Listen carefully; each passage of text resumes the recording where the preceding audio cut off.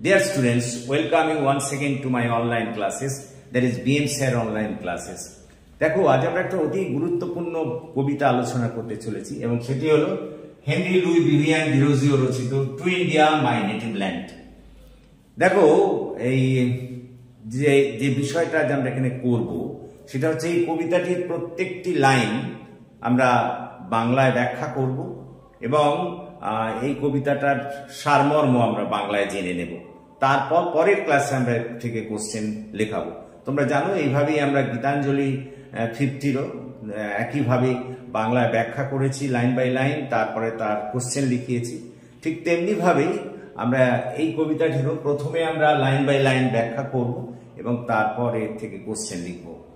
দেখো প্রথমে দু এক কথা ডিরোজিও সম্পর্কে বলে নিই। দেখো ডিরোজিও জাতিগত দিক দিয়ে অ্যাংলো ইন্ডিয়ান ছিলেন এবং তোমরা সকলেই জানো যে যদিও তিনি অ্যাংলো ইন্ডিয়ান ছিলেন কিন্তু তিনি ভারতবর্ষকেই নিজের মাতৃভূমি বলে মনে করতেন এবং প্রকৃত অর্থে স্বদেশপ্রেমিক বলতে যা বোঝায় ডিরোজিও কিন্তু তাই ছিলেন। এবং অতি অল্প বয়সে তোমরা সকলেই জানো যে তিনি হিন্দু কলেজের মতো নামজাদা কলেজে অধ্যাপনা করার সুযোগ পেয়েছিলেন ইংরেজি সাহিত্যে এবং শুধু অধ্যাপনা করার সুযোগই পাননি এবং বলতে পারি তিনি একজন নামজাদা অধ্যাপকে অতি অল্প বয়সেই পরিণত হয়েছিলেন এবং তার অধ্যাপনার দ্বারা প্রভাবিত হয়ে তৎকালীন সময় অন্যান্য কলেজের ছাত্রছাত্রীরাও কিন্তু তার ওই ক্লাস করতে যেতেন এবং তিনি সেই সব ছাত্রদের নিয়ে একটা একাডেমিক অ্যাসোসিয়েশন বলে সংগঠনও তৈরি করেছিলেন। তো আজ আমরা তারই লেখা এই to India my native land এই কবিতাটি লাইন বাই লাইন ব্যাখ্যা করতে চলেছি। দেখো আর কথা না বাড়িয়ে আমরা একেবারে মূল অংশে ঢুকে পড়ি। তিনি এক স্থানে বলছেন, my country in thy days of glory past a beauteous halo circled round thy brow. বলছেন ও আমার দেশ, অতীতে তোমার গৌরবোজ্জ্বল একটা বিশেষ অধ্যায় ছিল এবং তখন তোমার চারদিকে ওই মহাপুরুষদের চারপাশে যেমন মাথার চারপাশে একটা আলোর চক্র থাকে, ঠিক তোমার ক্ষেত্রে তাই বিরাজ করত। অর্থাৎ মাই কান্ট্রি মানে তো জানো আমার দেশ, থাই ডেজ অফ গ্লোরি পাস্ট মানে অতীতের সেই উজ্জ্বল দিনগুলো, এ beauteous hello circle round thy bro অর্থাৎ তোমার মাথার চারপাশে একটা আলোর চক্রের মতো, যেগুলো সাধারণত মহাপুরুষদের মাথার পাশে থাকে, তোমার মাথার পাশে সেরকম একটা আলোর চক্র বিরাজ করত। অর্থাৎ এই দুটো লাইনের মধ্যে দিয়ে বলতে চাইলেন ও আমার দেশ ভারতবর্ষ, অতীতে তোমার অতীত গৌরবোজ্জ্বল একটা অধ্যায় ছিল এবং তোমার মাথার চারপাশে একটা আলোর চক্র বিরাজ করত। তারপর কি বলছে দেখো, and whispered as deity thou wast এবং তোমাকে তখন সকলেই পুজো করত, দেবতা হিসেবে দেবী হিসেবে পুজো করত। ওয়ার্শিপ মানে পুজো করা, তোমরা সবাই জানো। ডেটি মানে দেব মূর্তি, অর্থাৎ তোমাকে দেবী মূর্তি হিসেবে সবাই পুজো করত। হোয়ার ইজ দাই গ্লোরি, হোয়ার দ্য রেভারেন্স নাও। কবি প্রশ্ন রেখেছেন হোয়ার ইজ দাই গ্লোরি, তোমার সেই গৌরবোজ্জ্বল দিনগুলো কোথায় গেল। গ্লোরি মানে গৌরব উজ্জ্বল আর রেভারেন্স মানে হচ্ছে রেসপেক্ট, অর্থাৎ তোমার যে আগে সেই গৌরবোজ্জ্বল দিনগুলো ছিল সেটা কোথায় গেল। For the reverence now, reverence মানে রেসপেক্ট, সেই শ্রদ্ধাই বা কোথায় গেল। Thy eagle pinion is chained down at last and grovelling in the lowly dust art thou. খুব সুন্দর কথা, শুনে নাও।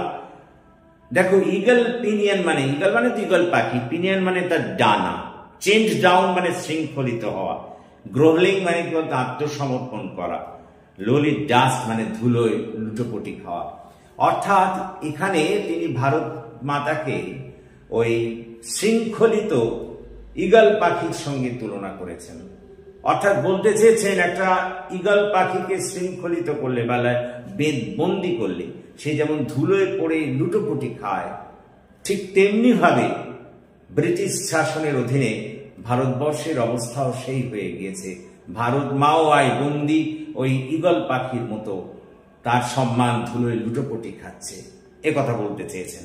তাহলে এই চারটে যে আমি লাইন পড়লাম, 6টা লাইন, এর মানে হলো এই, তিনি বলতে চাইছেন ও আমার দেশ, অতীতে তোমার একটা উজ্জ্বল গৌরবোজ্জ্বল অধ্যায় ছিল, তোমার চারপাশে ওই মহাপুরুষদের মাথার চারপাশে যেমন আলোর চক্র বিরাজ করে, তোমার পাশেও তাই চক্র বিরাজ করত, এবং সকলেই তোমাকে দেবী হিসেবে পুজো করত। কখন? এটা অতীতে। কিন্তু এখন তোমার সেই গৌরবোজ্জ্বল দিন কোথায় গেল? এবার ব্রিটিশ শাসনের কালের কথা বলছেন। ব্রিটিশরা যখন আমাদের ভারতবর্ষকে পরাধীন করে ফেললো, তখন সেই সময় বলছে তোমার সেই গৌরবোজ্জ্বল দিনগুলো কোথায় গেল? হোয়ার দ্য রেফারেন্স নাও? কোথায় বা তোমার সেই মান মর্যাদা সম্মানই গেল? The eagle pinion is change down at last. যেমন করে ঈগল পাখিকে বন্দি করলে সে ধুলোয় লুটোপুটি খায়, হে মা, তোমার সম্মানও আজ ব্রিটিশদের পরাধীনতার ফলে সেইভাবেই ধুলোয় লুটোপুটি খাচ্ছে। দেখো এখানে গ্লোবেলিং মানে আত্মসমর্পণ করা, আর ডাস্ট মানে তো ধুলো, জানো। ঈগল পিনিয়ন মানে ঈগলের ডানা, অর্থাৎ ঈগল পাখির ডানা বেঁধে দিলে সে যেমন ধুলোয় লুটোপুটি খায়, ঠিক তেমনি ভাবে ভারতবর্ষকে বোঝাচ্ছেন যে তোমারও অবস্থা তাই হয়েছে ব্রিটিশদের পরাধীনতার ফলে, মান মর্যাদা সবকিছু ধুলোয় লুটিয়ে গেছে। তারপর কি বলছে দেখো, the minstrel hath no wreath to weave for thee save the sad story of thy misery. দেখো মিনিস্ট্রেল মানে হচ্ছে কবি, আর এখানে স্যাড মাইজারি মানে ওই দুঃখ দুর্দশার অবস্থাকে বোঝানো হচ্ছে। তারপর তার মানে বলতে চেয়েছেন যে এখন তোমার গৌরব গাথা কিছু গাওয়ার বিশেষ ব্যাপারই নেই। আজকের কবিরা তোমার সেই গৌরবোজ্জ্বল দিনগুলো নিয়ে গান গায় না। এখন তাদের কাছে আছে শুধু তোমার এই দুঃখজনক দিনগুলি, এখনকার অর্থাৎ এই ব্রিটিশ শাসনের দুঃখজনক দিনগুলি, সেগুলোকে নিয়েই তারা গান গায়। অর্থাৎ এখনকার কবিরা তারা তোমার সেই গৌরবোজ্জ্বল দিনগুলো নিয়ে গান গায়ার সুযোগ পায় না। এখন তারা যে অবস্থায় তোমাকে দেখছে, তারা এখন এই ব্রিটিশ শাসনে দুর্দশাগ্রস্ত অবস্থায়, সেই দুর্দশার গানই তারা গায়। এরপরে তিনি কি বলছেন দেখো, well let me dive into the depths of time. Dive মানে হচ্ছে তোমরা যেন ঝাঁপ দেওয়া, আর ডেপথস অফ টাইম মানে সময়ের গভীরতায়, ডেপথ মানে তেমনি গভীরতায়। অর্থাৎ কবি বলছেন আমাকে এবার সেই অতীত কালে এতে ঝাঁপ দিতে দাও, অতীতকালে আমাকে ফিরে যেতে দাও, অতীতকালে আমাকে ফিরে যেতে দাও। Let me dive into the depths of time, যে সময়টা চলে গেছে সেই অতীত সময়ে আমাকে ঝাঁপ দিতে দাও। And bring from the ages, bring মানে তো আনা যান, ages মানে যুগ, that have rolled, অর্থাৎ অতীতে যে তোমার সম্মান ছিল, যে মান মর্যাদা ছিল, আমাকে সেগুলো আবার ফিরিয়ে আনতে দাও। A few small fragments, fragments মানে অংশ, টুকরো বা খণ্ডাংশ, আর wrecks sublime, অর্থাৎ wrecks মানে ভাঙা চোরা বা যা ভেঙে গেছে, sublime মানে হচ্ছে তোমার উজ্জ্বলতা বা উজ্জ্বল, অর্থাৎ যে সমস্ত উজ্জ্বলতা তোমার অতীতে ছিল, যেগুলো ভেঙে চুরে গেছে অতীতে খণ্ড বিখণ্ড অবস্থায়, সেগুলো আমাকে আবার ফিরিয়ে আনতে দাও। অর্থাৎ আমি সেই অতীতকালের ভেতরে ঢুকবো এবং সেখান থেকে তোমার যে সমস্ত টুকরো টুকরো মান সম্মানের যেসব কাহিনী আছে সেগুলোকে আমি ফিরিয়ে আনবো। Which human I may never more behold, যেগুলো এখনকার মানুষেরা আগে কি দেখতে পায়নি। যারা এখনকার মানুষ তারা তো অতীতটা জানে না, তারা সেই জিনিসগুলো জানতে পারে না, দেখতে পায়নি। আমি সেই তোমার অতীতের গৌরবোজ্জ্বল অধ্যায়টাকে আবার তাদের সামনে এনে তুলবো। And let the burden of my labor be, আমার এই কঠোর পরিশ্রমকে তুমি সার্থক হতে দাও। My fallen country, ও হে আমার দুর্ভাগা দেশ, one kind is for thee, এই একটা ভালো কাজের জন্য বা এই ভালো কাজের জন্যই আমি শুভেচ্ছা চাই। অর্থাৎ কবি এখানে কি বলতে চাইলেন, আমি পুরোটার মানে তোমাদের একবার বলে নিই। সারাংশ হচ্ছে এই যে কবি বলছেন, ও আমার দেশ, অতীতে তোমার একটা গৌরবোজ্জ্বল অধ্যায় ছিল এবং তোমার চারপাশে ওই মহাপুরুষদের চারপাশে যেমন আলোর চক্র বিরাজ করে, সেই রকমই গৌরব গাথা বিরাজ করত, আলোর চক্র বিরাজ করত। কিন্তু এবং তখন তোমাকে সবাই দেবী হিসেবে পূজা অর্চনাও করত। কিন্তু তারপর ব্রিটিশ শাসকেরা যখন এলো, তারা সমস্ত কিছু এখান থেকে তোমার লুটপাট করে নিয়ে চলে যেতে লাগলো। তারপরে তোমার সেই গ্লোরি বা উজ্জ্বলতাও চলে গেল। এখন তোমার সেই গ্লোরি বা উজ্জ্বলতা কোথায়? এখন তোমার সেই মান মর্যাদা কোথায়? ব্রিটিশ শাসনে সেগুলো সব ধূলিসাৎ হয়ে গিয়েছে। যেমন করে ওই ঈগল পাখিকে পাখা বেঁধে দিলে সে যেমন ধুলোয় লুটোপুটি খায়, হে ভারত মা, ব্রিটিশ শাসনে বা পরাধীনতার ফলে তোমারও মান মর্যাদা ধুলোয় দূষিত হয়েছে। এবং এখনকার কবিরা আর তোমার সেই গৌরবোজ্জ্বল গাথা নিয়ে গান গায় না, কারণ সেগুলো তো এখন তো তারা দেখতে পায় না। এখন তারা শুধু তোমার দুর্ভাগ্যজনক অবস্থা দেখছে এবং সেই দুর্ভাগ্যজনক অবস্থার এই গান গাইছে। অতীতে গৌরবোজ্জ্বল গান গাওয়ার তাদের আর সুযোগ নেই। তারপর কবি বলছেন, কিন্তু হে মা, আমাকে তুমি ঝাঁপ দিতে দাও সেই অতীত সমুদ্রে। অর্থাৎ সেই অতীত সময়ে যখন তোমার সেই গৌরবোজ্জ্বল দিনগুলো ছিল, তখন আমাকে সেই সময়ে ফিরে যেতে দাও। আমি সেখানে ফিরে যেতে চাই এবং সেখান থেকে তোমার যে সমস্ত অতীতে গৌরবোজ্জ্বল অধ্যায়ের দিকগুলো ছিল, টুকরো টুকরো সেই সব দিকগুলোকে আমি ফিরিয়ে আনতে চাই। এখনকার মানুষেরা সেই সব দিনগুলো বা সেইগুলো জানে না। আমি তাদের সামনে সেগুলোকে ফুটিয়ে তুলতে চাই, ফুটিয়ে দেখাতে চাই যে এক সময় তোমার কত গৌরবোজ্জ্বল দিন ছিল, কত মান মর্যাদা ছিল। আমি তাদের সামনে এটাকে তুলে ধরতে চাই। সুতরাং সেই কাজে তুমি আমাকে মা শুভাশিস দাও বা আমাকে শুভেচ্ছা দাও, যাতে আমি সাথে সফল হই।